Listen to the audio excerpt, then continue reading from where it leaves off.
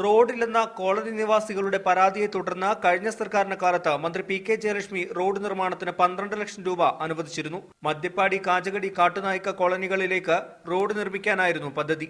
എന്നാൽ പ്രഖ്യാപനമല്ലാതെ നാളിതുവരെ യാതൊരു നടപടിയും ഉണ്ടായില്ല. ഏതാനും ദിവസങ്ങൾക്ക് മുമ്പ് 2 കുട്ടികൾ കാജഗടി കോളനിയിൽ മരിക്കാൻ കാരണമായത് കൃത്യസമയത്ത് ആശുപത്രിയിൽ എത്തിക്കാൻ സാധിക്കാത്തതിനാലായിരുന്നു. പിന്നെ ഈ കുറുക്കുവേലി ഓടണ്ടേ, എത്തണ്ടേ മന്ദപ്പാടി എപ്പോൾ ഓടി എത്തി വന്നിട്ട് വണ്ടി പിടിച്ച് വന്നിട്ട് ഇവിടെ തന്നെ വണ്ടി വരുമ്പോൾ തന്നെ ഇല്ല കുട്ടി.